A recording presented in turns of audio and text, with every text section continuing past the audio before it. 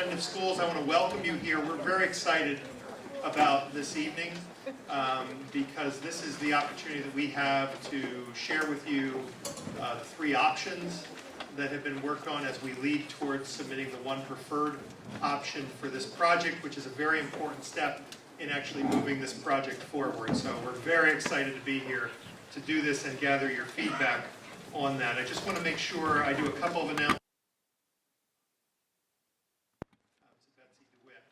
Let me say that there are index cards in the back on that table. You may want to have one of those because during the presentations, if you have a question and want to put it on those, make sure one of us receive those questions. Then we can start with those questions when we get to the question and answer portion. So you may want to have one of those index cards in front of you. I want to make sure you know some of the people, particularly the people affiliated with this building, are in the room.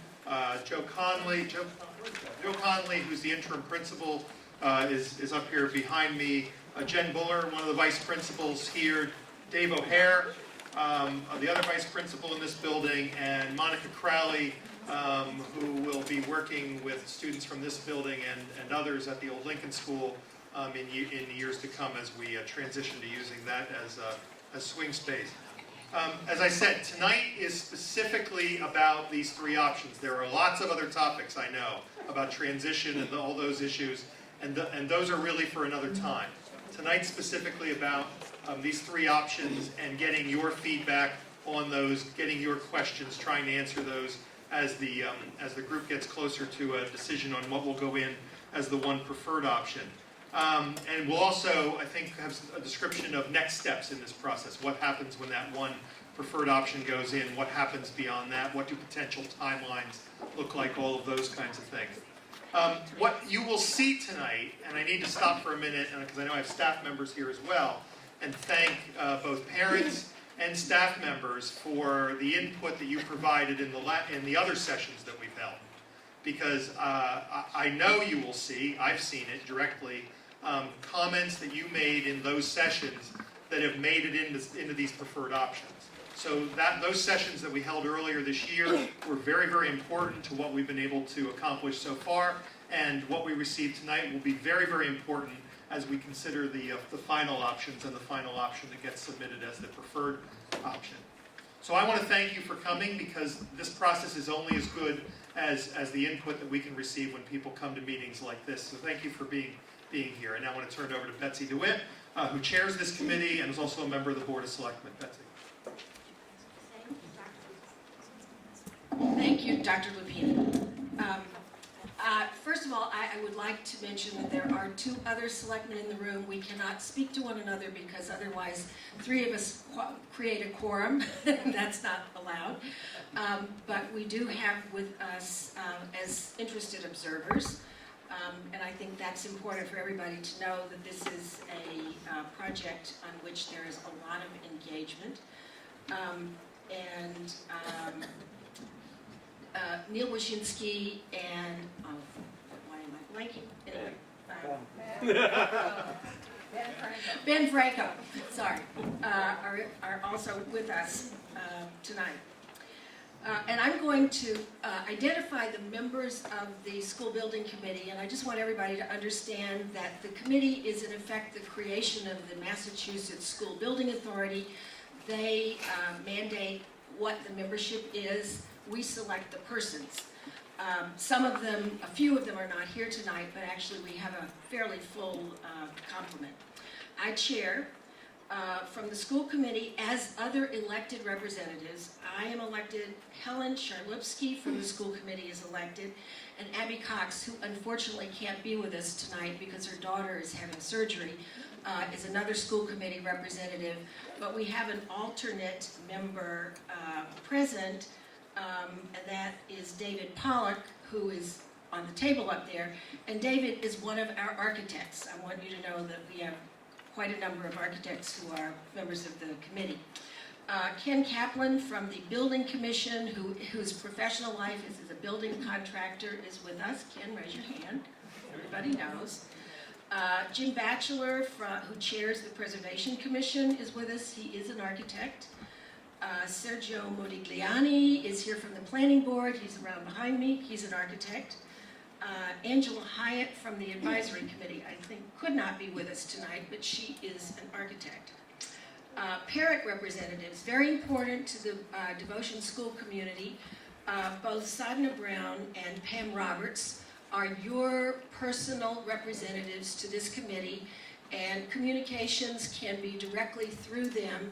If you go to the website, and at the end we'll have a slide that has the link on it, you will find email and contact information. But Pam and Sadhna, by the way, Sadhna is also an architect, are your eyes and ears, and will be at meetings from various times, and will be your conduit to us as members of the full committee.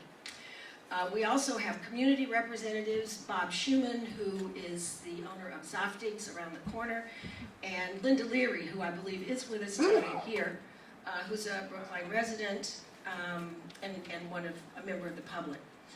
From the school administration, you've already seen Dr. Lupini, the superintendent. We also, as members of the committee, have Peter Rowe, who is the deputy superintendent, Jennifer Fisher-Mueller, who is a deputy superintendent. Where did she go? She's over there. And acting principal Connolly is also a voting member. And from the town staff and administration, our town administrator, Mel Kleckner, our deputy town administrator, Sean Cronin, the building commissioner, Dan Bennett, and the director of public buildings, Charlie Simmons. So you understand that this committee is specifically and deliberately made up of people who have experience working with buildings in municipal buildings, both the creation of them and the care and maintenance of them, and all of them are qualified to be part of the process that we're all going through. So I'm going to do a brief overview, try to help everybody understand where we've been and what we've been doing, and then I'm going to turn it over to the architects, who will show you where we are now, and then we'll do questions and answers. And for those folks who've written something down on your cards, we'll try to collect them up, and we'll start with those simply because it will expedite the process, and we'll try to be able to get comments from more people. Okay, planning for this school has been ongoing officially since 2010, although it was included in the school's capital improvement plan for many years previously. We think maybe 10, I didn't actually confirm that. In 2002, a concept study by HMFH architects, who are also the architects now, we are following the school building authority's requirements.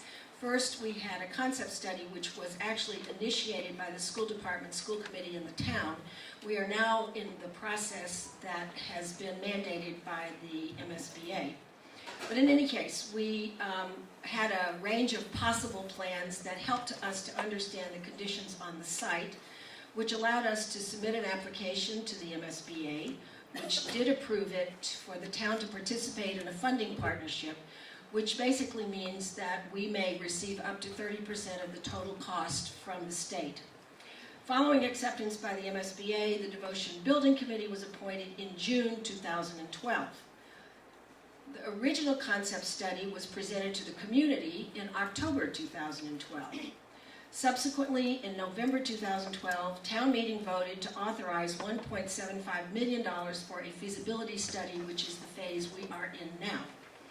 In June 2013, HMFH architects were engaged to prepare the feasibility study.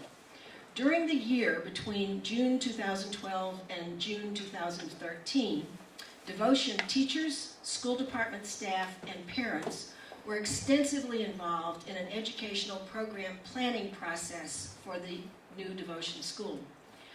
The building committee also was doing research and visited previously renovated Brookline schools and talked to individuals who were involved, in particular with renovation projects at Runkle and Heath, which had recently been completed. The first version of schematic design options was presented to the community in January of this year, in 2014. Feedback from that committee has been considered in the schemes that you will see tonight. In effect, there was a long list in January, which has been shortened to 3. To be clear, this school project is driven by educational program and the needs of students and teachers. The architectural design options are all based on underlying educational principles, and really the architects are charged with fitting all of the needs for educational program into the spaces. They involve grade clustering, access to common space, and health and safety concerns, among other priorities. It also happens that when you work with the MSBA, they give you a schedule of spaces.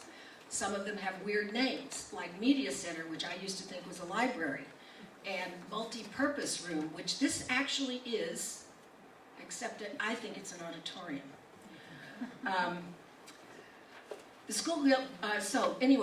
Educational program was being developed. In the meantime, the school building committee is also charged with developing a design that fits into the neighborhood and will receive broad community support, because the entire community will be asked to vote a debt exclusion tax increase over Proposition 2.5 to pay for the devotion school over the next 25 years.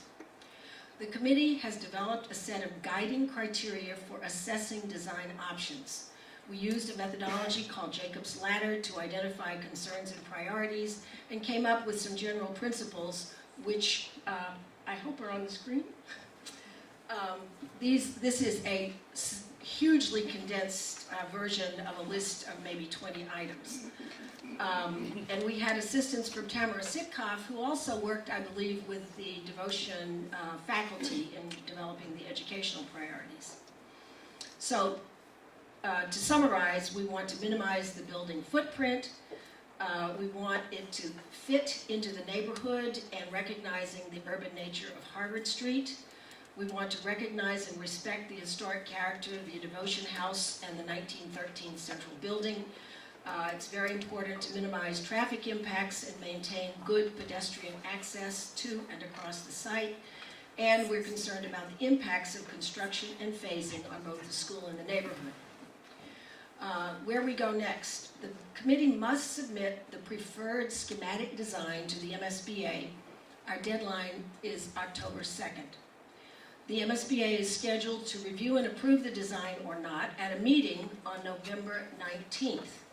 Schematic design then would be further refined and developed over the next 3 or so months. At the end of, there's a date in March when the MSBA theoretically, if we stick to that schedule, would approve the project for funding. In addition, the selectmen over the same period will be following up on the report of the Override Study Committee and will be voting on the language and structure of a ballot question in probably January of 2015 that will include an amount to cover the cost of borrowing, that is the debt exclusion, to fund the devotion project. The ballot question will also include additional amount for the operating cost of running the expanded school population and other school priorities. And we think it's going to be scheduled at the May 2015 municipal election. So now I'm going to turn this over to George Metzger and Deborah Collins from H&F Architects to show you the 3 options that are currently before the committee.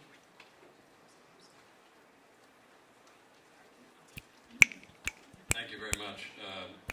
When I begin, I do want to introduce Deborah Collins and Andrea Yoder, who are here with me, and when there are questions at the end that I can't answer, that's why they're here. Let me... Somebody took my notes.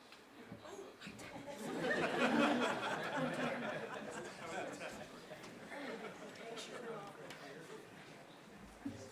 I don't really need them, of course. I think Selectwoman DeWitt covered a lot of the background of why we're here and the process that we're following, but let me just recap a little bit.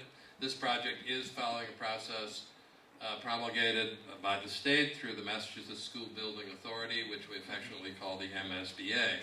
And therefore we are following a very prescriptive process and steps, and we are at the very early stages of that. This is the feasibility schematic design phase that Ms. DeWitt mentioned, that culminates in an approval by the state MSBA board in March of 2015, after which the town is asked to approve the funding authorization for that plan. After that, then the project goes through the final stages of design and construction, which will take some time. I'll touch on that. So we're beginning of a very complex process. And the purpose of tonight's presentation is really to share with you where we are, to talk about the alternatives that have been developed with the committee to explore the different ways of meeting the educational program and the many community needs and addressing the conflicts between some of those on this site. So what we hope you will take away from this meeting tonight is a clearer understanding of the process that's underway, the projects in general, the goals of the planning process as they have and will be described, some of the trade-offs between school and community needs as we contemplate putting a bigger school on a site that doesn't get any bigger, and some of the potential opportunities and benefits that accrue to both the school and the neighborhood that hopefully will come of such a project, both benefit the students and the residents. These options will be submitted, as was mentioned, on October 2nd for the first phase approval by the MSBA. And following their approval, which is later in November, we will then have started and be proceeding toward the next stage, which is schematic design. So in October, we will be submitting all of these three options, plus an analysis of the existing building, and a lot of documentation around the educational program and the community process that we've gone through to date to establish the criteria for this project and the evaluation of these three options. And the committee will also designate what it believes is its preferred of these three options. The state presumably will approve that. So part of tonight's process is to help you understand what the committee will be considering over the next month. Today, I think it's understood by everybody that Devotion School is somewhat bursting at its seams with 815 students in this building that is now 100 years old and was last updated 40 years ago. In accordance with the B-Space study that was done, finished, I guess, just a year ago, this is part of the process of addressing increasing enrollment all across the town. And this building and this school has been designated to be enlarged to 1,010 students from its current of 815, although it's been in the low 800s for a couple of years, in addition to 2 preschool classrooms that will be added to the school. But what does it really mean with regard to expansion? I think it's clear to understand that we all know that this building creaks a bit. It has not been updated with technology. It's not fully accessible. It has some other issues that certainly need to be addressed, even if the school were to remain in use just as it is. But this school is, in its entirety, about 140,000 square feet, and the size building that is needed for the school as it's contemplated to grow because of the growing enrollment in the town is somewhere around 170 to 170,000 square feet, depending on the configuration of new construction versus additions. So you can see that's about a 23% increase in size. Therefore, the existing building does not meet the needs of the school population in addition to its deficiencies with regard to educational program. Since the beginning of the work in January, we've worked, as already mentioned, with the Brookline School Administration, the Devotion School. We've had meetings in here with the school committee. We've had meetings in here with the neighborhood community, and we've been working with the building commission and other town departments to help define and investigate all the issues around this project. Each of the options that we're going to talk about tonight meets the educational program as has been defined by the school system. And in addition, that educational program has been submitted to and accepted at this point by the state as conforming to their requirements, although, as was also mentioned, there are some differences between what Brookline offers and what the state identifies as a minimum, and that's part of our process. Each of these options accommodates the 1,010 students, and they provide the same Each of these options will address all the code, all the energy efficiency, all the accessibility issues as though it were a fully new building or a renovation and addition. So your concerns about conditions that exist now, all those will be corrected by this project in whatever form it is undertaken.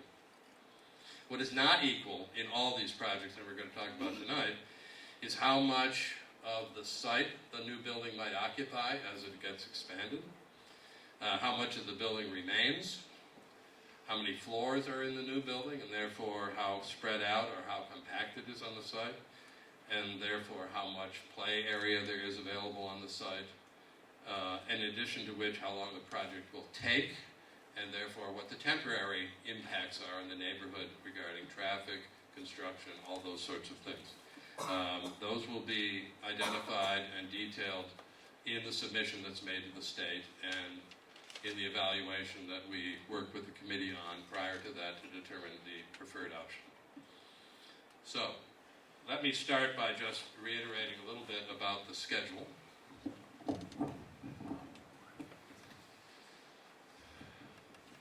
This is a very brief description of the schedule. We are submitting the schematic. Am I on here? Okay. The schematic report, it's called, not to be confused with schematic design, in the beginning of October. Here we are today. Here is the building committee meeting when the preferred option will be discussed. Here's the submittal date, and there's the board meeting. So that's the phase that we're completing. Then we begin the schematic design phase, which is taking the preferred option and developing it in much more detail, developing the site and the building and cost estimates and a general description of what's going into the building in order to get a very detailed cost estimate to then submit to the board, MSBA in early February for them to review and vote on it in their March meeting, and then the town to approve and vote on the contract between the state and the town at the town meeting in the spring. After that, there's a final design phase of a little more than a year with anticipated construction starting in the later half of 2016. And we can't at this point tell you how long that's going to take. We can only tell you that some of these options will take longer than others, but we're not at the level that we can make ironclad statements about the exact length until the building project is more defined. So, for the options. In all the options, these are the principles that in part Selectwoman DeWitt summarized, but these are sort of the educational components of that. This will be a school designed for 3 grade level clusters, K2, 3, 5, 6, 8, and the configuration of the various options reflect those groupings.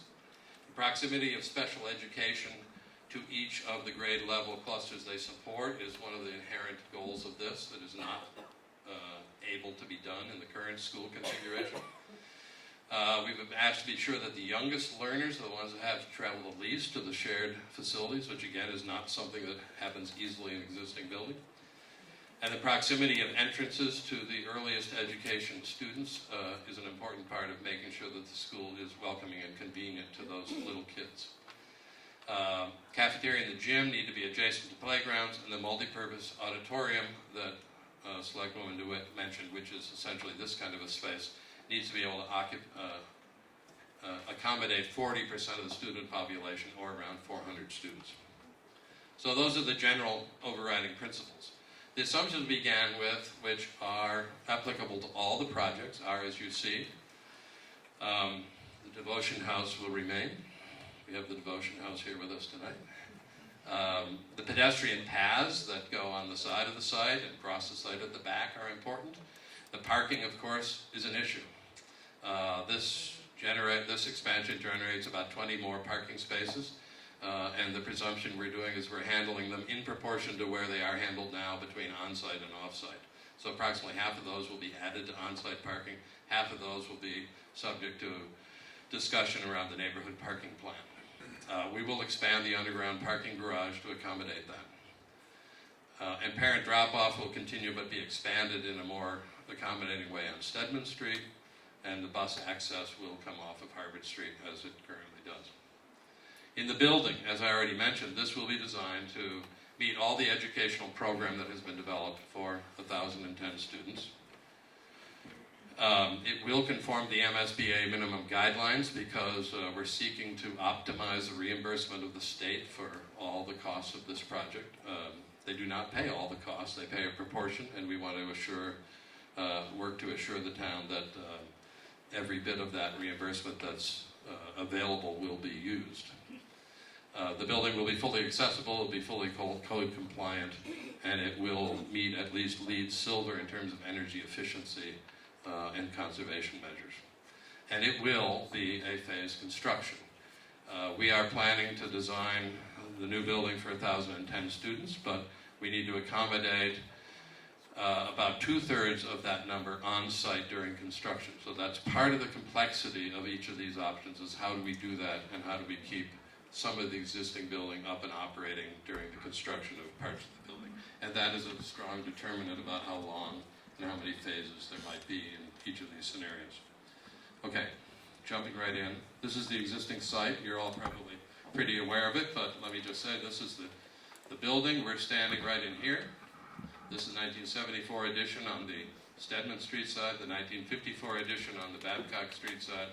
This is the Devotion House out front. This is the main entrance that you probably came in through. These are the fields, and this is the Devotion Street connector that goes through the site at this point. Tennis and basketball courts are at the north end of the site. These are models just showing the existing building and its scale in the neighborhood. And you can see the trees, the big oak trees that are out front, which are the backdrop framing the Devotion House in the front. So option one, what is option one about? It is a renovation of the front, the main part of the 1913 building. And it consists of 2 classroom additions, one along Stedman and one along the Babcock Street side, in 2 stories each. The site, I failed to mention, but is important. The site steps from the Harvard Street side down to the playfields of about 18 feet, or a little bit more than a whole floor of a building. And that is an important consideration in this project.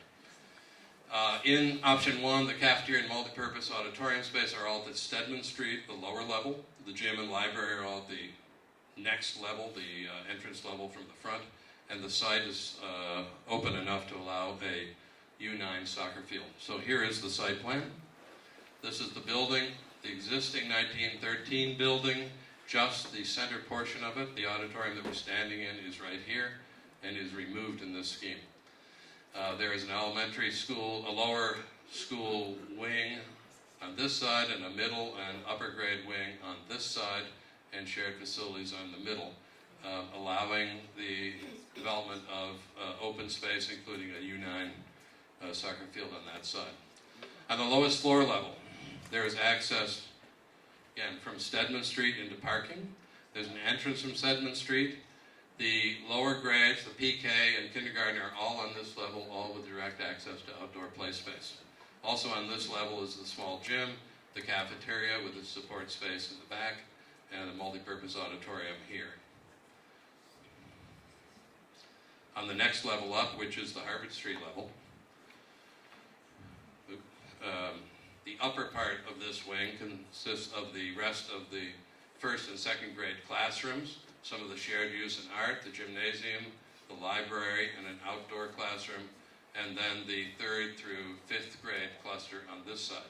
The administration largely in the location that it is now, and some other technology classroom space on the other side. And I'm sorry. Love where you're standing. okay, I'll move around a little bit. So, well, this is a pretty long cord. Is that better? That's good. Okay. You don't need to see me.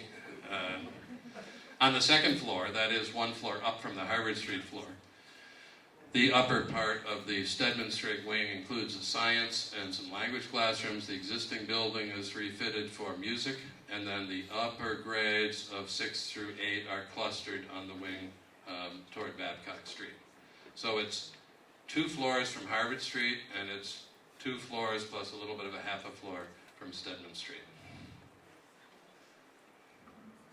And here you see a model showing how that building, relatively low, wings on either side, embrace the old building, the devotion house, leaves all this space intact in the front.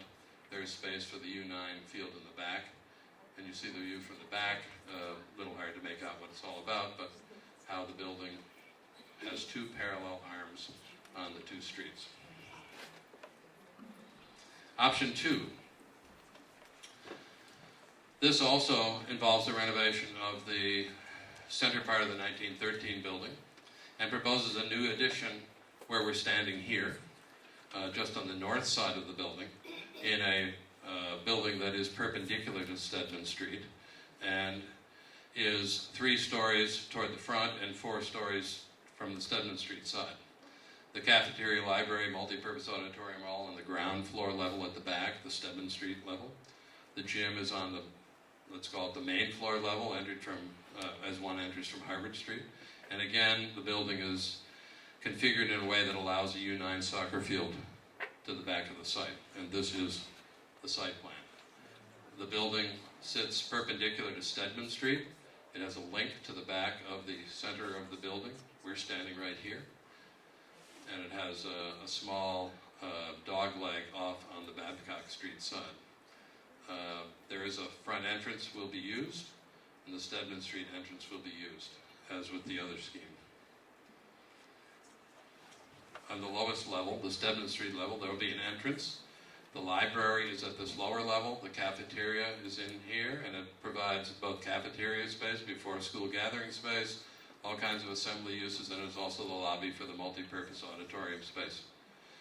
And then there are other service spaces and technology at this level, which opens to the lower level of playfields at the back of the site, and is below grade from the front of the site. The next level up, the entrance is through the current entrance.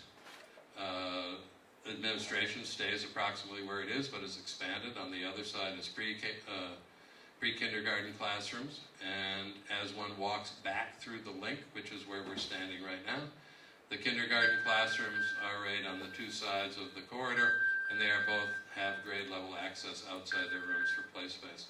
And the back of the wing, which is the second floor as one looks at it from the playfields, is the 1st and 2nd grade clusters, along with the gym and the small gym on that level. Going up 1 floor from the Harvard Street entrance. This second floor is the middle grade cluster. That's the 3, 4, and 5 grade clusters arrayed here, one grade and 2 grades here. This is the upper part of the gym and the extension down to this southeast side. And the center building, the 1913 building, is refit for art rooms. 1 floor up is the upper grade, which is cluster, which is again 1 cluster here and 2 clusters on the back for the 6th, 7th, and 8th grades. And then on top of what is the gym on the 2 floors below is the science and music rooms arrayed in this area. And here you see a model depicting that again from the front. Rather than embracing the school, the new school addition is sitting behind the building and attached with this link to the back of the center of the 1913 wing, being 4 stories on the Babcock Street site and 3 stories on, as one views in from Harvard. And here you see it from the back side. Stedman Street, Babcock Street. Option 3. Option 3 presumes all new construction. And this is a construct required from MSBA to look at the variations of no new construction, all renovation, which we've already demonstrated doesn't accommodate the whole program, although we still have to look at it for them. 2 versions of renovations and additions, and an all-new option. In this option, we place the new building to the north of the existing building, which again is where we're standing now and toward the back.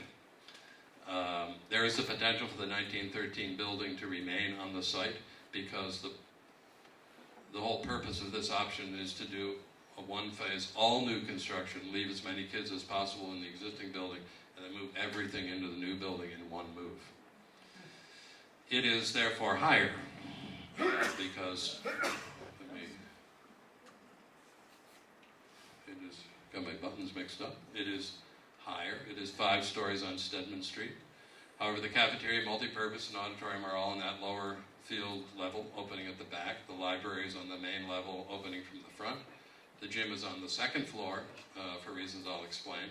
And this is, while we haven't talked about construction, we know that this one is the shortest construction because it's a single phase. The other 2 are longer, but we aren't at the point where we can talk in any more detail about what that means yet. So here is the site plan. Here's the building to remain. And one thing you will notice is that if the building were to remain, and that's an issue that the committee is discussing, it would not be part of the school when it was finished, and it would retain this portion of the building that we're in, which is part of the 1913 construction, because if it were to remain by itself, this structure is needed to help hold up the existing building.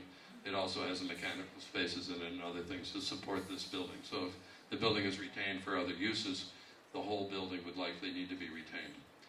The new building sits this way, approximately across the site from Stedman toward the Babcock Street boundary. Is a little farther back than option 2, because if you look carefully, you can see the dotted lines here represent the back line of the existing building. And so the new construction is just outside the limits of the old building, allowing the old building to stay on the site and in use. It has, as in the others, a lower level on the Babcock Street side, Stedman Street side, and on the upper level, accessible from Harvard Street, 2 different entrances for the school. It, however, because of its location, has a much smaller open space at the back, which is not big enough for a U9 soccer field, for example. So, in the plans, the lower level, much like the other ones, has a entrance off of Stedman Street. It has a pre-kindergarten classrooms, there's a multi-purpose auditorium, and a cafeteria with its service spaces on the lower level here. On the upper lower level, the level accessible from Harvard Street, would be administration, would be the kindergarten, 1st and 2nd grade clusters on this floor, with the library toward the entrance, much as it is now, being a gathering space and part of the heart of the school. And then, because we have 3 levels above to accommodate all this space, the next level is most of the shared use space, so that the music along the Stedman Street side is arrayed in classrooms here. Art is toward the south or the Harvard Street side. Technology, language, gymnasium, small gym spaces are all in this floor, so that the lowest grade children go up a flight, and the middle grade kids and the upper grade kids go down 1 or 2 stories. So no one goes more than 2 stories to most of the shared use facilities, except for the cafeteria. Therefore, on the 3rd floor is the grades 3 through 5 arrayed in their clusters with their support areas, their learning centers and teacher centers, as in the other schemes, and then the 6th, 7th, and 8th grade clusters on the top floor, which also includes the science rooms, which are part of their curriculum. And you see this model shows, again, the difference being that the building gets a little bit taller. It sits well behind the existing building. Here's the auditorium that we're standing in right now. The building sits back here. It is 5 stories on the Stedman Street side and 4 stories as the Harvard Street grade comes up. The Harvard Street grade comes up to it. The view from the back. Oh, I guess that's it. So I hope it's clear. This is a very complex study that we've engaged in. We've tried to make it clear what the differences all these are, and if I could summarize it, is that they all meet the educational plan. They will all be an efficient, code-compliant building, but the trade-offs in many ways are the amount of site coverage of the building, the phasing of the project, and therefore how high the building is as it meets the edges of the site. We have discussed all these options, I should add, certainly with the school folks, and all of them satisfactorily meet the educational concerns that they have, and solve most of the ones that are in this building regarding, all of the ones regarding grouping of classrooms, grouping of specialty and learning centers with their age groups, and also making as proximate as possible the various classroom clusters and the shared use facilities that they use during the school day and during the week. Are these models on view somewhere for the public? And now I will turn it over to Selectman DeWitt. Thank you. Okay, this presentation will be available on the town's website, and we have a slide here that shows you the link. If you go to the town's website, it's under the, I think the Devotion Project. If you go to Boards and Commissions, under Boards and Commissions, there is the Devotion Building Committee. Click on that and it will get you to all of the documents that have to do with the presentation tonight, and other documents that have been put together around the process of the development of the design. And you can also talk to your parent representatives. Anyway, we have two more comments before we get to questions and answers, and I also would like to acknowledge that in addition to Selectman Wyszynski and Ben Franco, we now have Selectman Nancy Daly with us. So there's 4 out of the 5 selectmen here, and I just would like to emphasize that we all are taking the Devotion School project very, very seriously. Our next comment will come from Ken Liss, who's the chair of the Brookline Historical Society, and then we're going to hear from Sarah Patton from the National Park Service, partly because the Devotion School has a very unique set of conditions that other school sites do not, and I think it's important for there to be a little background about why the significance of the Devotion House and the Devotion School is being considered. So, Mr. Liss, where are you? Come forward.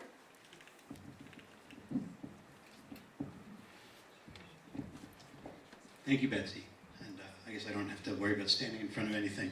My name is Ken Liss. I'm the president of the Brookline Historical Society, headquartered right next door in the Edward Devotion House. I've also been, until my youngest started college this fall, proud to be a parent in the Brookline schools for 17 years, although my kids went to Pierce rather than Devotion. Like many people, my wife and I moved to Brookline thinking of the future of a place where our children could grow and be nurtured, especially by the schools, and we've not been disappointed. It was only later that I came to appreciate the historical and architectural heritage that the town so easily and well integrates into the fabric of the community. It's particularly true here, where the Devotion School and Devotion House share more than a name and a location. Generations of Devotion kids have walked by and into the Devotion House and learned about the history and the heritage of the town. Visitors to the John F. Kennedy National Historic Site walk by to see the school where John F. Kennedy had his early education. This building, which stands behind the Devotion House and which opened just a year before Rose and Joe Kennedy bought their house 2 blocks away. When planning began for New Devotion School, the Historical Society was very interested and attended a lot of the meetings. We were concerned about the house, about the school, and about the green space that the school and the house form a backdrop for. That's a real community space that's well used in delightfully busy Coolidge Corner. It might even be referred to as the unofficial town green of Coolidge Corner. And that was something that we were interested in preserving as well. At every stage, the designs have included options, as we've seen tonight, that maintain the 1913 building, as well as designs that involve the demolition of the building. And the architects have been clear that they could design a good school, a great school, for the future of the Devotion community with either kind of option. Brookline is a mixed record when it comes to preserving the heritage of its public buildings. We lost the 1873 Town Hall, magnificent structure that was torn down in the 1960s. The Lars Anderson Mansion, which was given to the town as part of what became Lars Anderson Park, was torn down. Many of the Richardsonian railroad stations along what's now the Riverside Line were lost in the 1960s. But we've also done very good work. We've incorporated the new into the old, in the public library, in the public safety building, and some of the other school work. The Lincoln School in particular comes to mind, where the campus has an excellent combination of the old and the new, adaptive reuse to the old carriage house, and renovation of the 1843 Kennard House. The arguments in favor of demolishing the school have focused on expediency. It would be quicker and easier in many ways to start from scratch. That would provide a short-term gain, but at the cost of the irreversible and unnecessary loss of the beautiful and historic building. I'm sure there will be a new devotion school, one that will serve the community well and that Brookline can be proud of. It can incorporate the historic 1913 school building. The architects have been clear about that and have shown us how we can do it. In a town that values its past by building for the future, it's the right thing to do, and we're pleased to see that the plans to incorporate the 1913 building and make sense for Brookline's past, present, and future are under consideration here tonight, and we urge that adoption. Thank you. And Ms. Patton?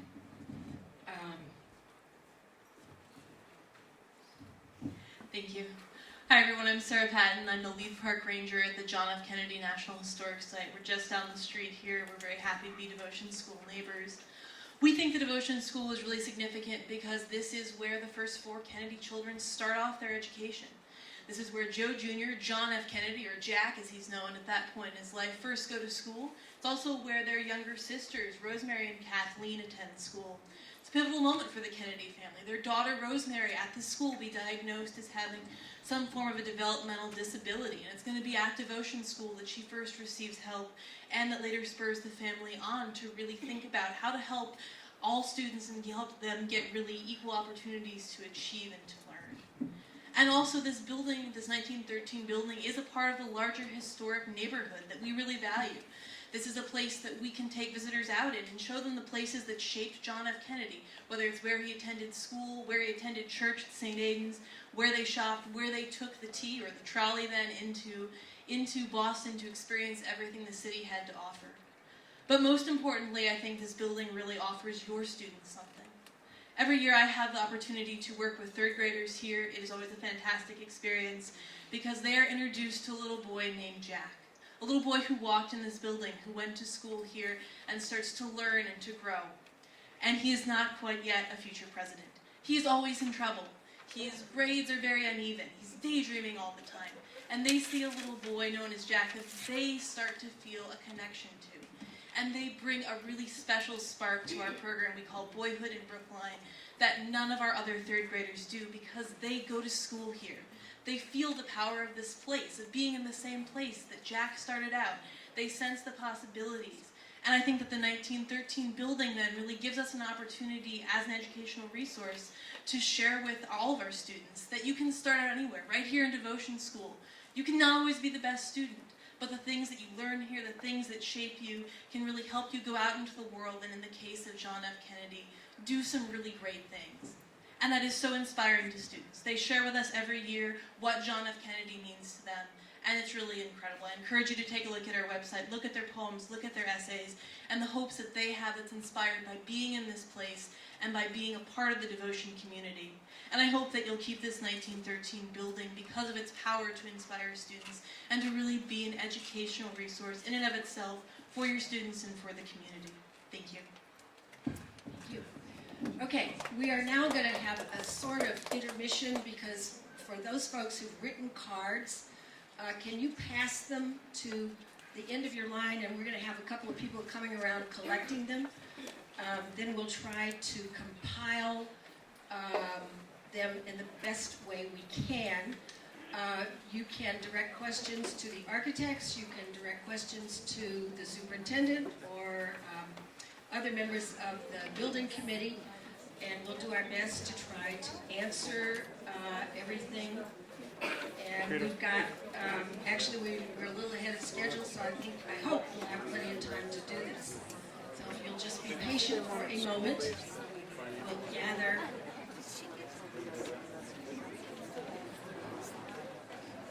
And I'll just say while we're waiting, this is being videotaped by the Brookline Access Television. It's not being broadcast, but along with the documents that were presented in the presentation this evening, the video of the meeting will eventually be available, I think, through the BIG website. Excuse me, Mr. Witt, are there any actual physical plans that we can have a look at now? What you've got, this will be on the web tomorrow. No, don't have anything now. 3D model. You'll have them tomorrow. They'll be on the web tomorrow.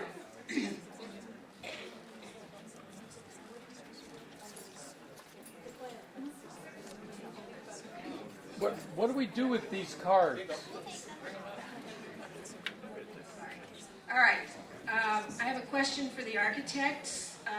Do you have any renderings of the front of the building with the entrance renovated to include ramps?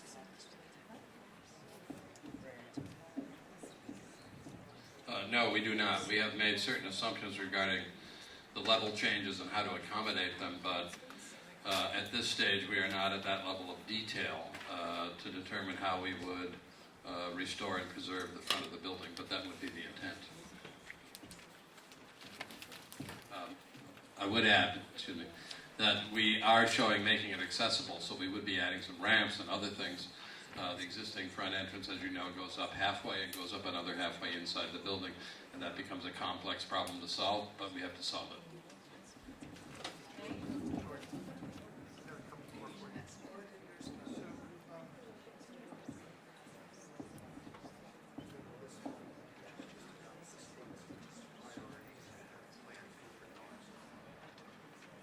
The question is, Harvard Street is an urban street and Stedman in the back of the site is residential and less dense. What consideration has been given to more of the construction toward Harvard Street to preserve more of the site and address the urban qualities of Harvard Street?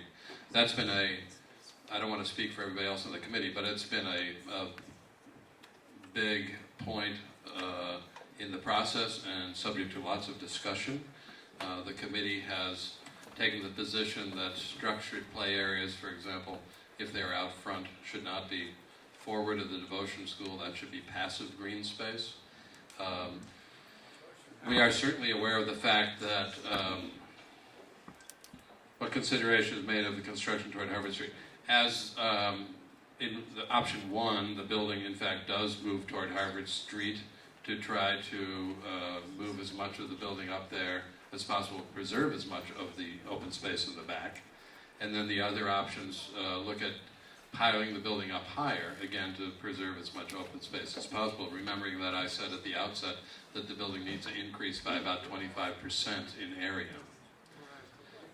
The second question explains statement that the state programmatic requirements, so the state, as part of their funding agreement with any community and with Brookline, has a template of space that stipulates certain standardized numbers of classrooms, art rooms, music rooms, gyms of certain sizes to support different enrollments of children. And we plug that in and you pull the lever and out comes a program. Brookline's program differs from that in terms of having more gym, more art, more music, and the need for a multi-purpose space like this, which is not standard. So that has been part of the submission process and discussion of the state, and is being included in the all the documentation and justification by the educational plan that's being submitted to the state in October. And the building proposals all include those co-curricular and curricular parts of the program.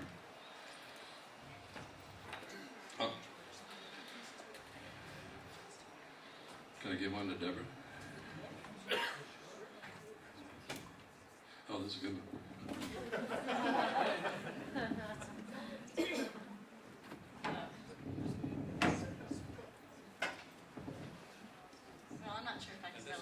answer this. What percent of the field space behind the school is lost in each option? You mean compared to now?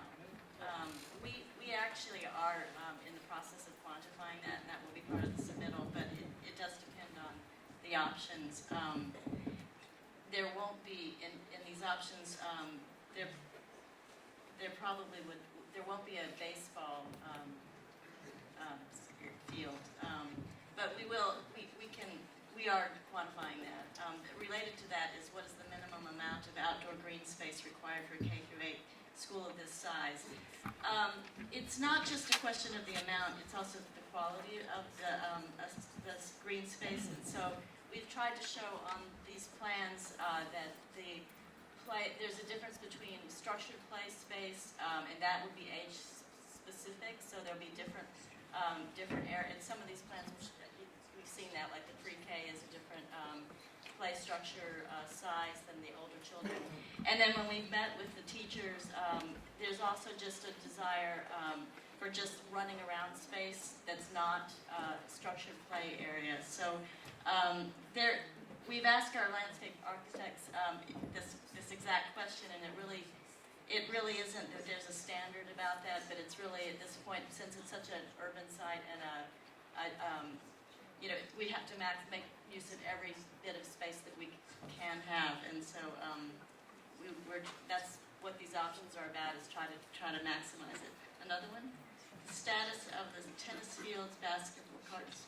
Okay, do we know what the status of the tennis fields, basketball courts for school green space might be? In these options tonight, the tennis courts have not been touched. They're remaining as shown. In the options, we've shown where the U9 soccer field was shown. One of the basketball courts was taken away for that, and one of the options that showed us was half court for a basketball court. But this is again is sort of the choice about whether we would have a soccer field or whether we would keep the third basketball court, and it's not cast in stone. We were showing that in those options that if you wanted the soccer field, it would fit, whereas in some of the other options, it would not fit. So it's not like we've said that it has to have a soccer field. That's kind of up to more discussion with all of the school. Can you put at least the renderings back up when you speak, so at least we can see them while they're... Yeah, and I just need to say, in general, you need to understand that a soccer field, a baseball field, a basketball court are not part of the school education program. They are not MSBA reimbursable, and we have to follow what the state has said is allowable for a school construction. And I think it's very important for people to understand that. Soccer and baseball are not education programs. So speak to that. Sure, I'm trying to explain why it is that when we ask the architects to design a school, we cannot ask them also to provide for recreational use that is not part of the school program. That's the answer to your question. What we are trying to do is create the maximum amount of available outdoor recreational space. That we can do. I'm not even trying to get at the specifics of what's being used for what. I don't even understand exactly how the different options vary and how far down Stedman Street they go. And some of these questions would help me to understand the answer to that. The different plans are not superimposed on top of each other, and so I cannot figure out how far they each travel down Stedman Street. I'm happy to help you try to understand that. In this option 1, in this option 1, which is the one that is basically two-story wings and therefore has the highest footprint coverage on the site. The Stedman Street wing, which is what you're asking, if you think you can either fix it toward the line of devotion or the line of the walk that I believe is there now. The walk extends exactly from devotion. Right there. So it is opposite this house, it is 2 houses back. Or if you think of where the existing building is, it is 3 houses the other direction, approximately. So it's somewhere halfway between where the walk comes through and where the back of the existing building is, if that's a visual reference for you. Going to option 2 on Stedman Street.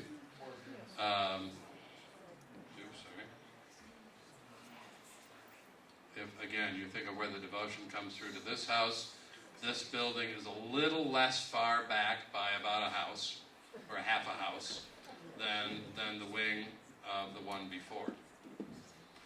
But on the other hand, it only starts along the Stedman Street frontage about where the existing building ends. And in 3, the building, as you can see, is about 1 house short of where the path comes through, and starts, while it starts at this point here, about at the back of the building, the rest of it all stays behind the building, and there is another building, the existing building here on the same site. So one of the major differences, I said at the outset, was the balance of building and open space in each of these 3 options. The higher the building, generally speaking, the more open space we can have, except that the all-new construction does provide the option of retaining the existing building. If the building also occupies a footprint on the site, there's less space available for other uses. Is that an option within the option, or is that inherent in option? Well, that's a decision. Well, What's the option? can I defer that to you? Retain the 1913 building, if that's part and parcel. Well, let me answer it this way, and then somebody else could answer it.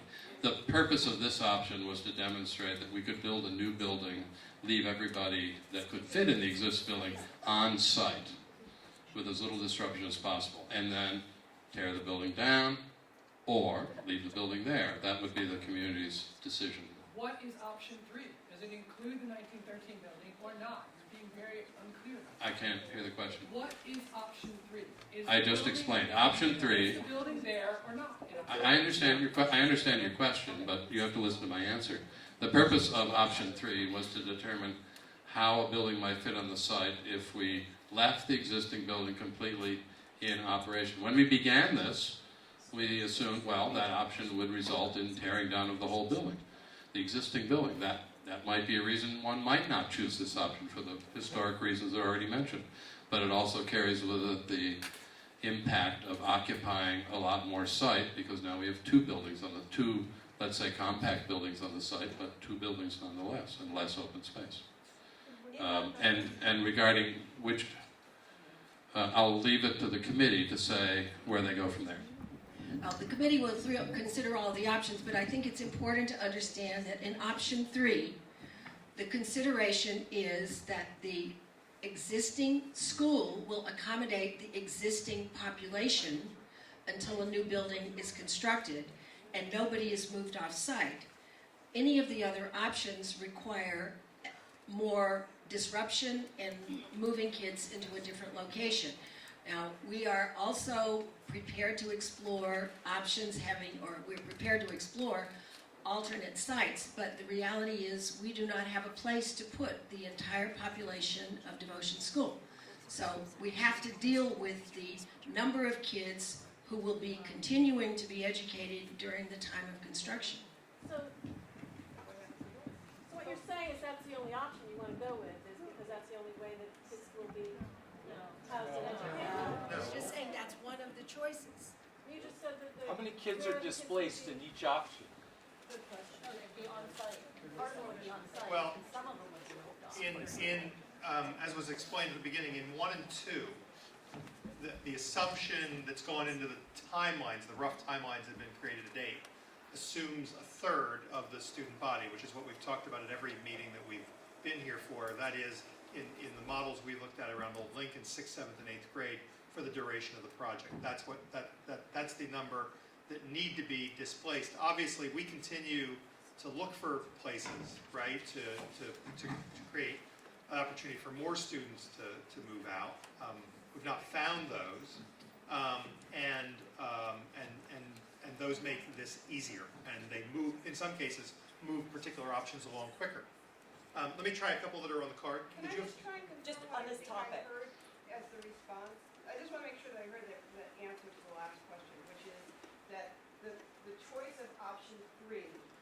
not in and of itself a choice about what happens to the historic building. It is a choice about that building being there during construction. Is that the answer? Yes? On this topic, if we choose option 3, who then controls the decision about whether to retain or destroy the old building? Which body? Selectman DeWitt? Want to take that one? I'm sorry, I was actually paying Who attention. controls the decision as to what happens to the 1913 building if Under option 3 were chosen? What body makes that decision? It presumably would be up to the selectmen and town meeting, because if option 3 were chosen and the 1913 building stands where it is, we'd find a use for it. The superintendent has actually said he has a few people who are in rented space that he might like to put here, and so that's one of the things that might be considered. But at the moment, it's unknown. So let me try a few that I have on cards. So the reason I asked that this slide be put up, because there's really a question about gathering places for kids. It says that families age 1 to 5 and their parents, caretakers, foster a sense of community by gathering in places.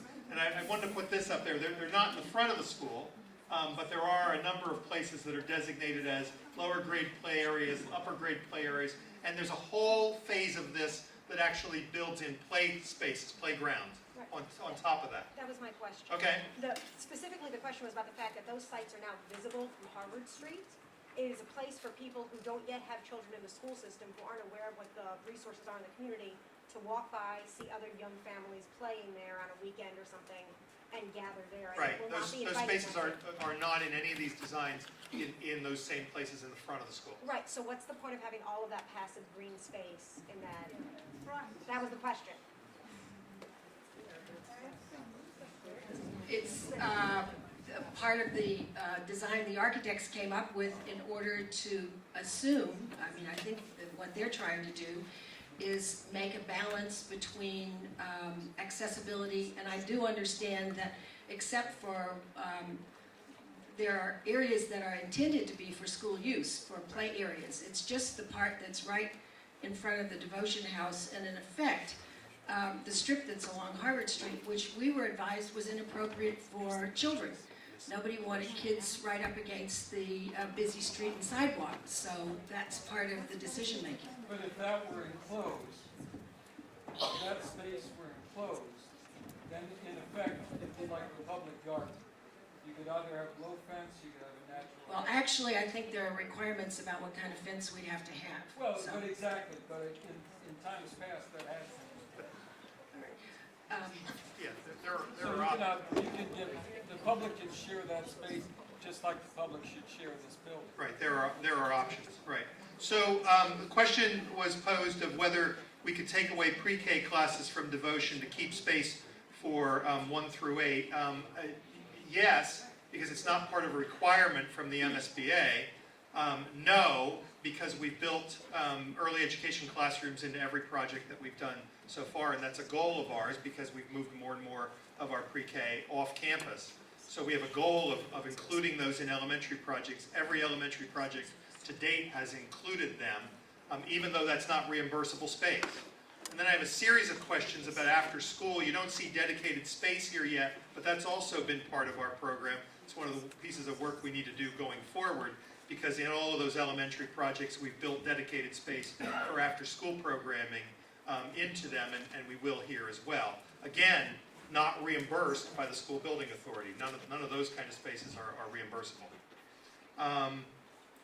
There's a question here about parking. Any purpose to have so many parking spaces considering public transportation is, I'll say, available. Yes, teachers need to park. Teachers need to be able to park, and they don't all come from places where they have access, readily accessible public transportation. They need to be able to park, and we've increased the number of teachers on here. I saw a question a week ago where someone suggested that we charge them, and I have a real strong objection to that. I have to say, we have done parking plans around the other elementary schools as they've grown. They're extending further into neighborhoods, and even if we have a decent amount of the garage parking here, they will extend further into the neighborhood here as well, just as they have with every elementary project. We have a couple of questions about energy and structure, and we're going to ask Mr. Quigley, who is the project manager for the devotion.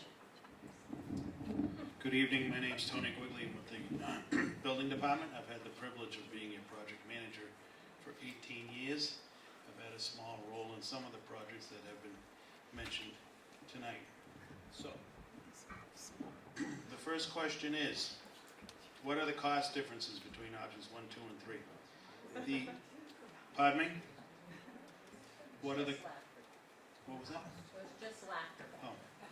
What are the cost differences between options 1, 2, and 3? That is being currently looked at.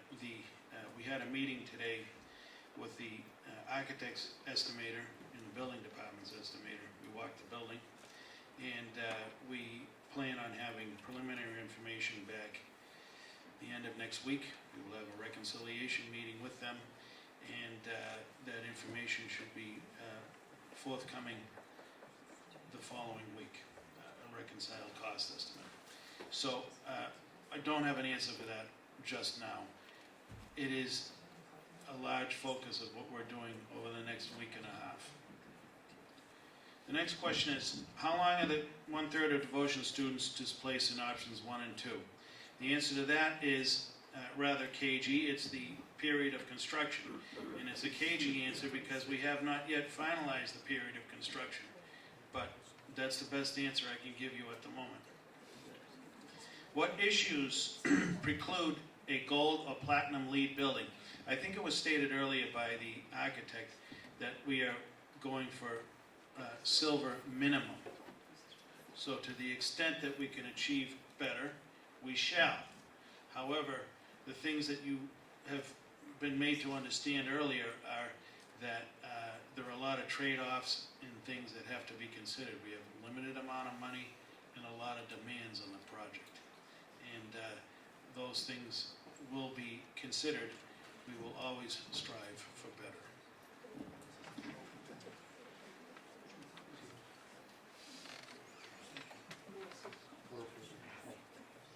Has there been an analysis of traffic patterns?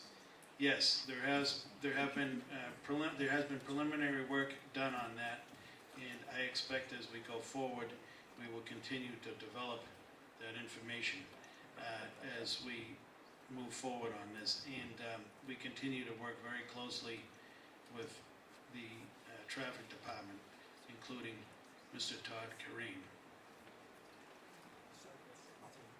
I have a question about the division of the two wings being consistent in option 1, being consistent with a meaningful K-8 model, and we actually, that's present here now, right? We have grade levels that are divided off from one another.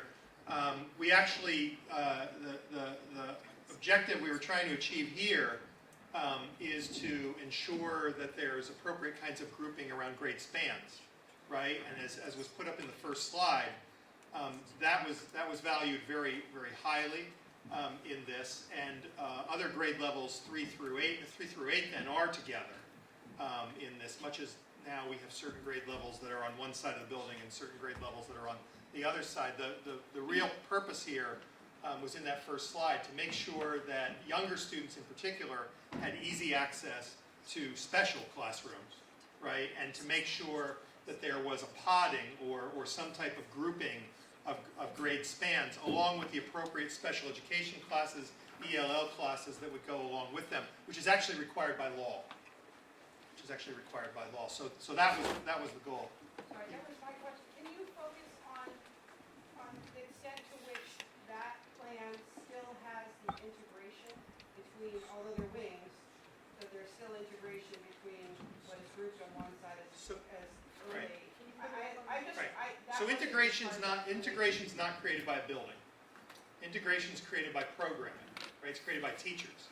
So I've seen buildings that were huge in terms of footprint, with kids who were of an upper age, say 8th grade and a K-8, who were well integrated with kids in kindergarten through particular programs, and the building didn't stand in their way. So I don't believe that's a building issue. In terms of common spaces that are available, those opportunities are still there and they still I'm exist. assuming that the architects actually planned for it in the design Right. of the building, and I Right. was trying to spur Right. that description of what they had done, but if there Right, isn't so a do you- description, I will leave it Well, alone. do you want to go back to one and talk about some of where those spaces are located in one as well? Sure. I just want to preface by saying that one of the things that, sorry. At the very beginning, when we met with the community and the teachers and parents, it was a feeling that we wanted to create, to break down, especially for the younger children. It's a big school, and to feel like there's a sort of a smaller area to which they can relate. And so, in this option, they do have their wing, which is to the Stedman Street side, and then the other wing is on the Babcock Street side, and then between them are common spaces, so they can each go to the gym, the library, down below the cafeteria. So those sort of the common spaces are the link between those two wings.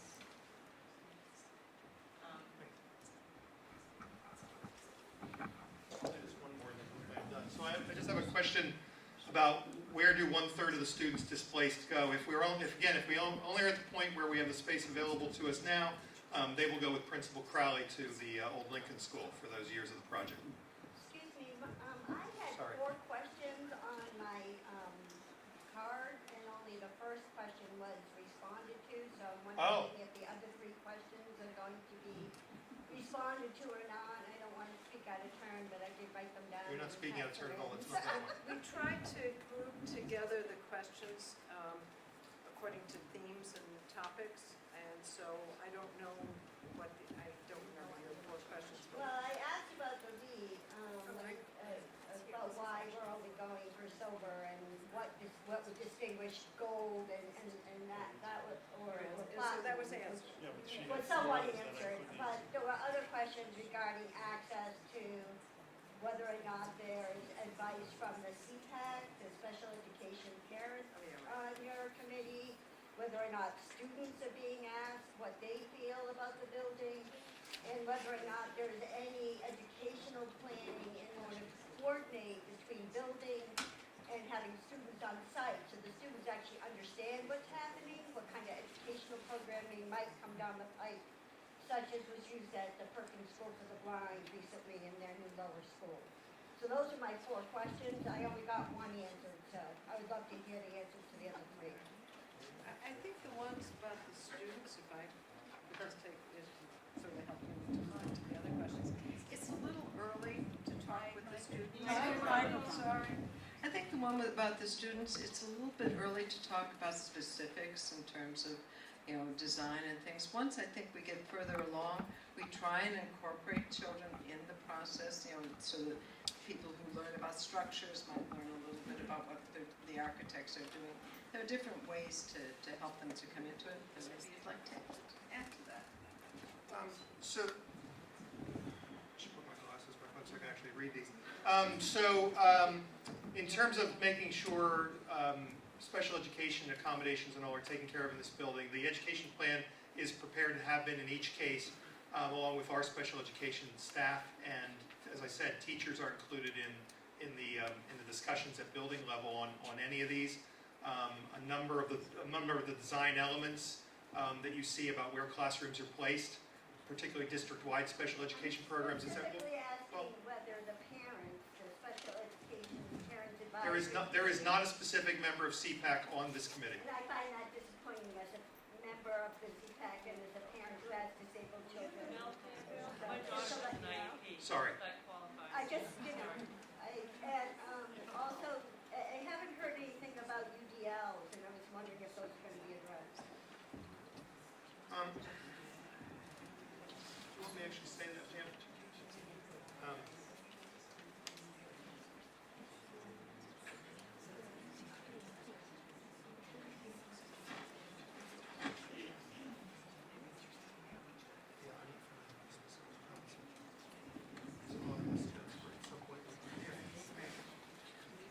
We're going to move on. Sorry.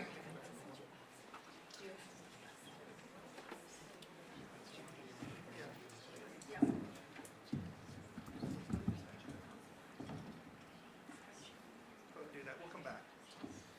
The question is, to reduce the impact of construction noise on student learning, can the workers work 2 p.m.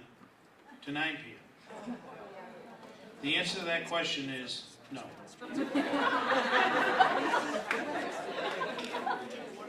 Well, and I'm not being facetious. Well, first of all, the town bylaw is 7 a.m. to 7 p.m. So assuming we could even get a waiver for the construction period, this project will undoubtedly be the town's largest capital improvements project ever. Perhaps not in inflation-adjusted dollars, but certainly in real dollars. And 2 p.m. to 9 p.m., even if that could work, would put an undue premium on the cost of construction that we cannot afford.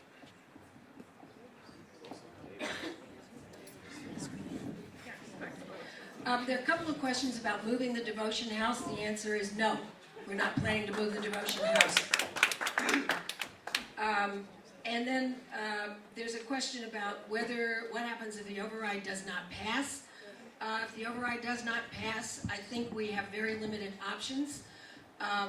We could theoretically use every dollar that has been planned for capital projects for everything in the town, streets, sidewalks, schools, maintenance, roof repairs, and use that to cover the cost of the devotion school.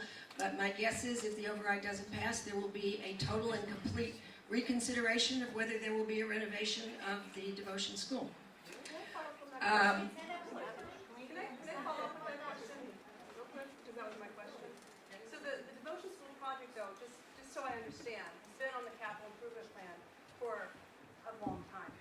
So, and it was my understanding, and I'll admit I'm not a finance person, but it was my understanding the capital improvement plan is to make arrangements so schools can be orderly renovated. Is there something that happened that meant that we didn't budget enough money to fund the devotion school project? Or what happened? Because for the devotion school community, that capital improvement plan felt like a commitment to our community from the town. As we sat by and watched all the other schools be renovated, and we've dealt with a really crappy building for a really long time, it felt like a commitment to our community. So if what you're saying is that if it doesn't pass, then we're taking down the entire capital improvement plan, because that's not my understanding of how it's supposed to work. Well, I guess what I really meant to say is I expect an override to pass. But I will also tell you that the other major, significant, and remember, this is going to be the most expensive project the town has ever considered. The only other one, and it's not even close in terms of cost scale, was Lincoln School, for which we did pass an override. I have every expectation that we will succeed in passing an override. And the high school. But there are other projects that are coming forward, and all those kids who are coming in, including the record kindergarten class for September of 14, are going to be moving into the high school. So we have a very big capital improvement school plan that we must deal with over the next 5 years. I think we will plan the best we can, and I have every expectation that an override will pass. But having said that, if you really want to know what happens if it doesn't pass, we really do have to go back and reconsider many of the assumptions we've been making. I'm making an assumption it will pass. I will campaign for it very hard. And I believe everybody in this room should think about what it will take. But we should all do it because it's in everybody's interest. And it certainly is in the interest not just of the school community, but all of the people who benefit from use of this site, the events that take place here that are not strictly school related. This is an iconic location in the town of Brookline, and it's valuable to all of us. Okay, I'm going to try to move a few other questions. Will there be another community meeting in the schematic phase? Most likely, yes, but I couldn't tell you when. And then there was a question about preschool classrooms. The answer is preschool is not part of the Brookline Official Education Program. Our Brookline Early Education Project is an initiative of the town and the school, but it is not part of, and I'm trying to go back to what it is we're trying to do right now, which is guarantee, as part of the campaign for the override, that we will get the maximum reimbursement from the state. And we cannot provide for non-core educational programs as a result. Do we believe that there is going to be space for preschool? Yeah, but not as part of MSBA reimbursement.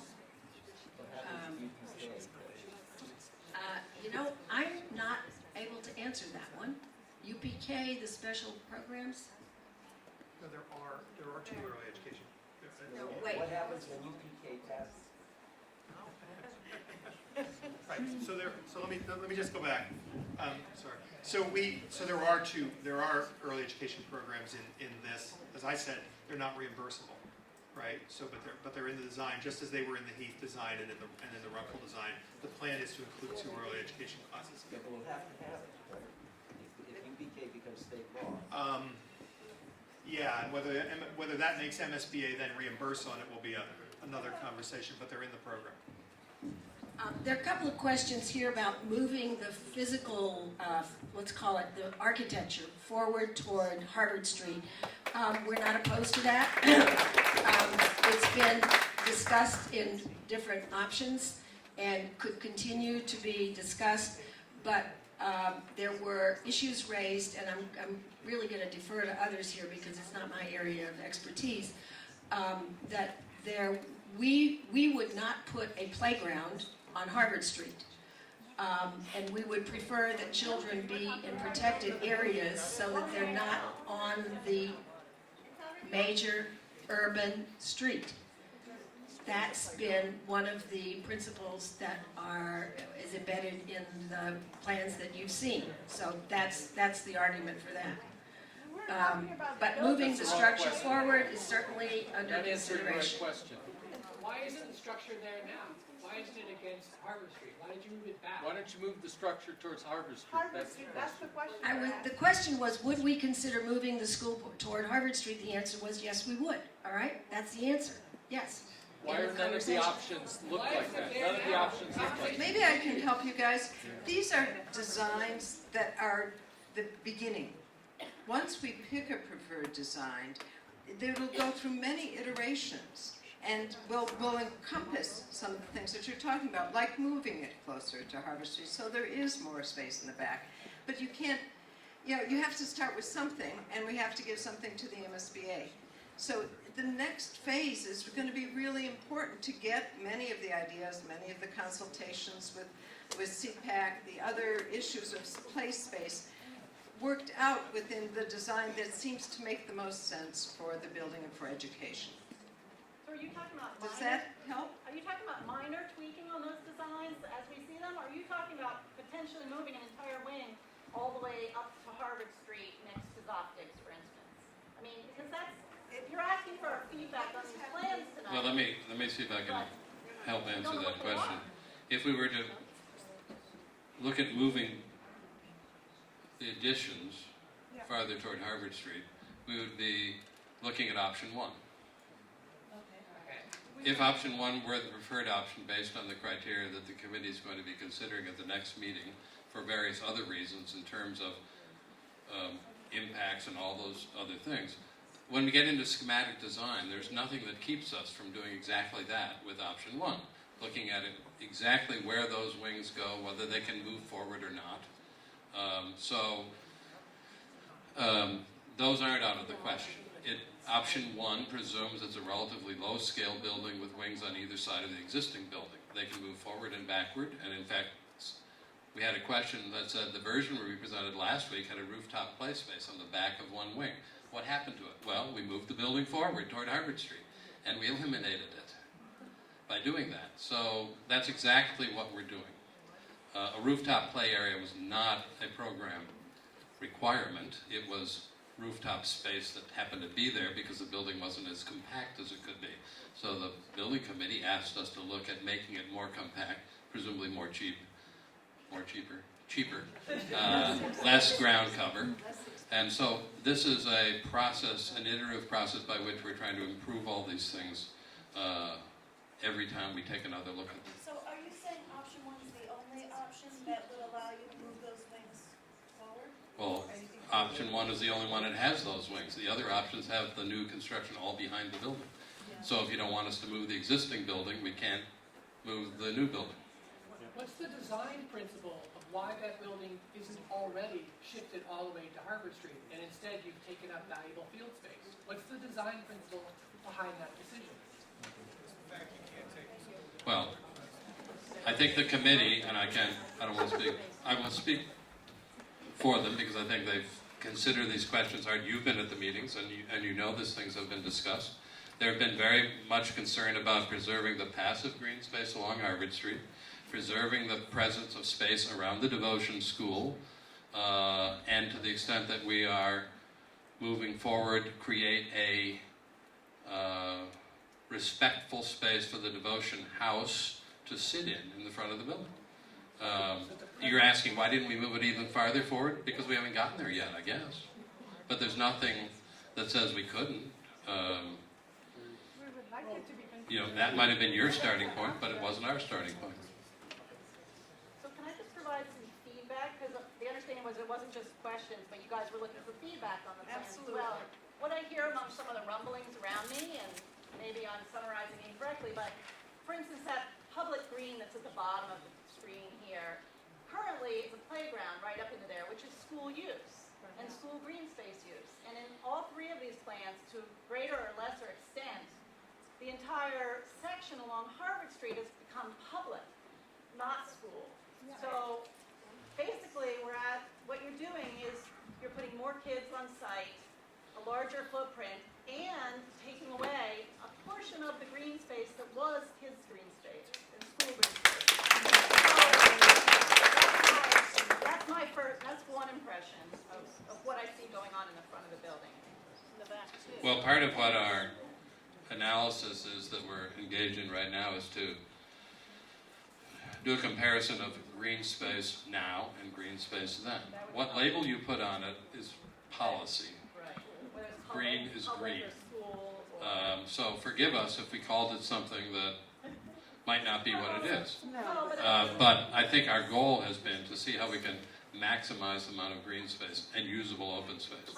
There is a debate, of course, between whether it's curriculum-driven open space or whether it's community open space or whether it's recreation department open space. But technically, green space versus usable green space, I think is a very, very different, both in the parents' minds and in the community minds, which is why I think you're thinking, if you're thinking of it as green space, I think we have very different criteria than I think there's a wariness about, we still have the same amount of green space or a certain amount of green space, but how much of it is really for the children's use during the school day? And that's what some parents are wary about. So we'll still have great green space. We hear that question, and I understand your concern about it, and I think that concern applies to every one of these options, and is something that needs to be worked through regardless of which option we got. We only can create X amount of green space. How we divide it up and who controls it and who uses it is something that can be an ongoing discussion, and is a community-wide kind of discussion between schools and recreation and neighbors. Is it also possible at this point to question one of the guiding principles of the planning, which I heard the committee members say regarded keeping the children away from the Harvard site when they're playing during the recess? And it's something that I think all of us in the devotion community have grown very fond of, despite some of the concerns about safety. And I understand the origins of that debate, but I also think that that might be important for our community to reflect on. Is that really what we're asking for safety versus less green space? I think there's a little bit of it. I think the confusion is coming in about it. Microphone.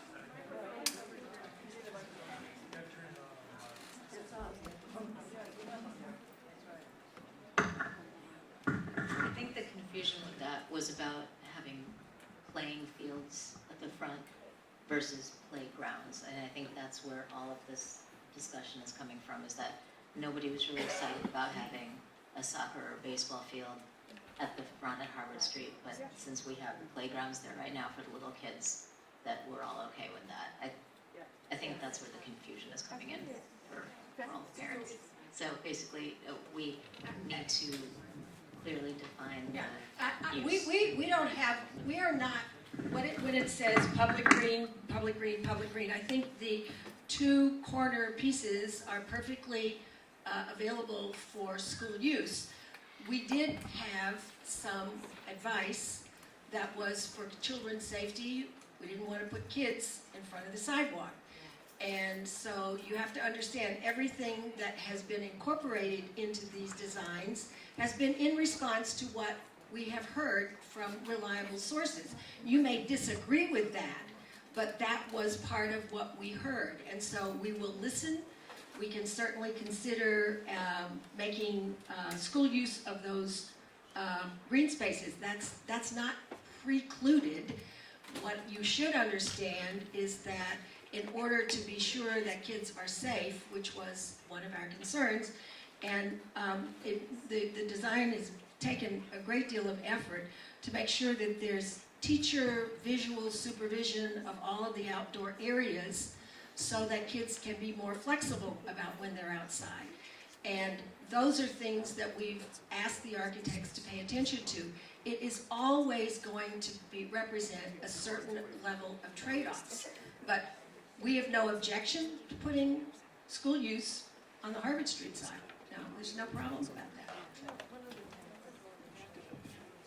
One other thing in the process, once we do decide on a design and we try and maximize the space for green space, there will be, and correct me Tony if I'm wrong, at least in Runkle we had a design review team with Parks and Rec who basically help us together with the architects, landscape designer, to work through the different areas of the green space and maximize the use of it. So this isn't the end of the discussion in terms of green space and how it will be used or what play structures we would pick. There will be a design development committee that will look at those and make sure they're handicapped accessible, make sure that that different age groups can use them, etc. There was also a question about artificial turf while we're talking about green space, and I think that will be a decision that probably partly will be monetary and partly will be what the town's departments require. So that was the last piece. Are these questions all about what I just said? Yeah. I'll give you some feedback about the 1913 building. I have to say that my spin detector is going off like crazy. The fact that you have the Brookline Historical Society and the JFK person, that says to me that the committee wants very badly to preserve the 1913 building. And I understand that value. My primary value is that we have the best possible school for our kids.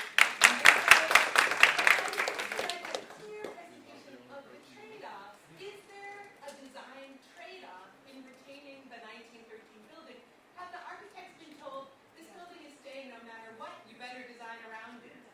No, I don't think they could have been because they were at the Preservation Commission meeting when we actually asked for a demolition certificate. Now, we did because you have to have 12 months for a demolition certificate. So, to keep all our options open, we did ask for it. Whether we'll get it or not is another question, but that was in the mix. The architects were involved with that. So I think, well, I think you also have to understand it could take a long time. It could take... Well, actually, there are a few special interests. There are those of us who think that we don't routinely, knock everything down in Brookline and build a Howard Johnson. So there are some. All right. Excuse me, sorry, folks. I'm very sorry, but we're going to move on now. We understand that people have different feelings about the 1913 building. We have heard that. We've been hearing it from different factors all along. And I'm just going to remind the school community that the whole town is going to pay for this school. It will be here for another 100 years. It is not my kids or your kids that we're doing this for. It's for everybody. And it's got to be seen as always doing the best we can with the materials and the resources that we've got for the whole community. Now, we have a couple of other questions, and then we're going to wrap because we're going to be asked to leave this building.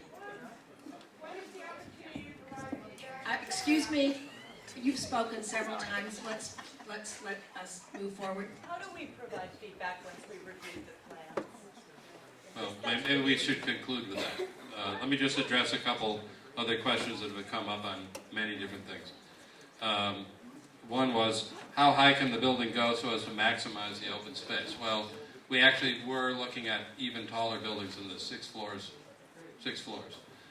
It's our position at the moment, although further study in any one of these options is possible, that beyond 5 levels makes it impossible to provide the grade level groupings for the 3 age groups in the school with good proximity to all the shared spaces and control of children moving up and down through the building in a good way. So it does begin to compromise the educational plan at that point.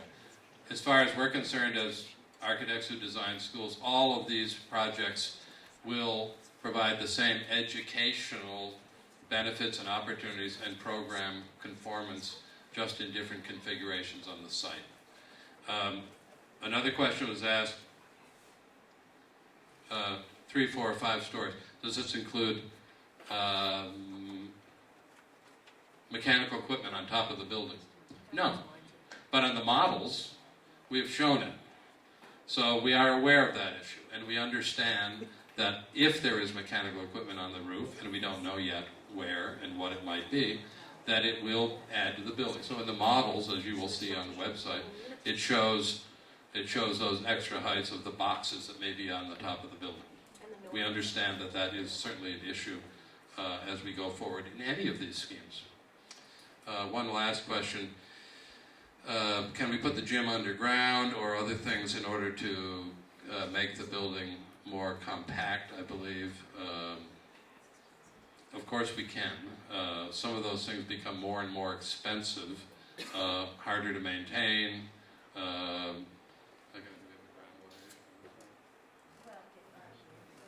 There is a groundwater issue here that we have to address, but it has been done in other kinds of projects. It's probably unreasonable to think that you can put a gymnasium entirely underground, because the gymnasium is roughly 2.5 stories tall by the time you do the full height and the structure.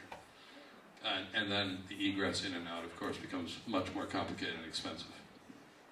So the last question I want to try to address is really around the transition issues, both for this building and for Old Lincoln. The general question is, do we consult CPAC around children on site during construction, children at the Old Lincoln? And the answer is yes, we consult parents.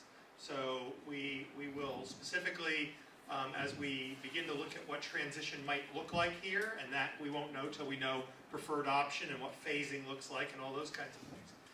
Then we put together advisory groups and work with people. I will say this, just so people understand this part of this. There's a part where we consult around sort of the general population of students, and then there's a part where we don't around the specific needs of teachers or students.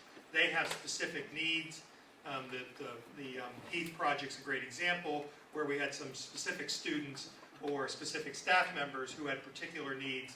And of course, we don't share their personal information with a group of people. We deal with our special education staff, and we deal with their needs in that way. The same identical kind of process, because we've talked about it a number of times, will occur with respect to the Old Lincoln School in terms of the design of transportation, in terms of the design and layout of the building, and Monica will actually chair all of that with you.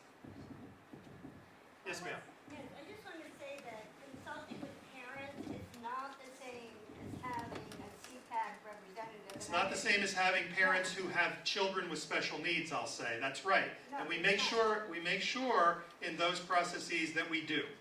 We make sure in those processes that we do. What processes? In any of the processes I just laid out, we have parents who have children who have particular special needs as part of those discussions, whether it's transportation, whether it's discussion about the Old Lincoln School, whatever it may be. I'm not sure where those discussions happen, so I wasn't sure if this was the right avenue to address it. And it is a concern of mine, as well as I'm not sure if it was clear that universal design for learning and how that is going to be incorporated into the design as we go forward. So if it can't be into now, that's fine, but I really would like to get a response to that. Yeah, so we're happy to talk to you about specific design elements like that in this particular program. I will say in terms of looking at classrooms and accessibility issues and issues around learning for all students, this project does take that into account. Our projects do take that into account. But I'm happy to talk with you about whether there are specific elements within that. Yes, ma'am. That was my question. And what I would primarily be concerned about, and I know you're looking at a lot. Sorry, I'm probably going to have to cut you off because we're going to be asked to leave the building. If you've got something that has not been said, you can easily communicate with us. That's part of why I'm about to speak.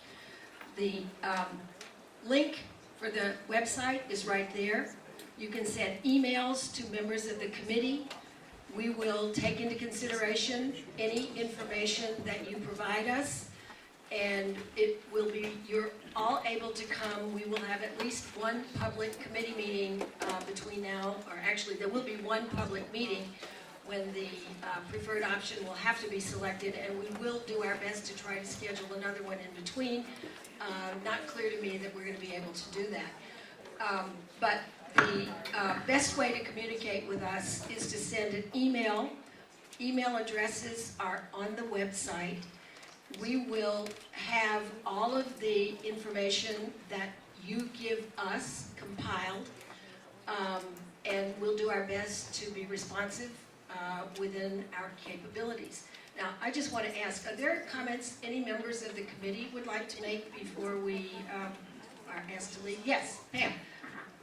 I just want to speak for Sadna and me. We are available for any parents or community members who want to talk. If you want to run something by us or talk about something, or if you have a concern, if you're confused about something, we also plan to be at the new back-to-school coffee Friday morning at 8 o'clock if anybody wants to come and talk. Because this is the beginning of the talking process, and the more we talk, the better everyone's going to feel. Okay? Thank you. They're on the website. They're on the website. Yes, if you go to that website, you'll find a list of members of the committee with email addresses. So you can email any or all of us.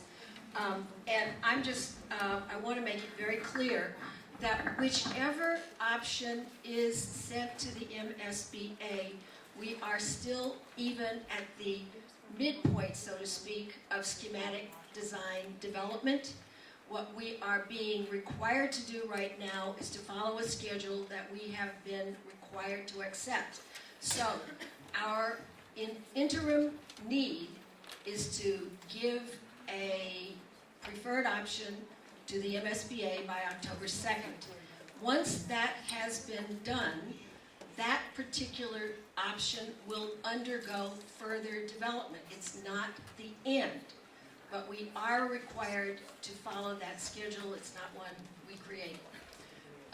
So what I would urge you to do is recognize that the presentation tonight will be on the website. This meeting has been recorded by Access Television. I believe that after a period of time, and I can't tell you how long, a video will become available on their website and will be accessible through YouTube. And we will, to the extent that we have any additional information, we will put it on the website so that the presentation will be there, and any other documentation that we get will go to the Devotion School Building website. Thank you all.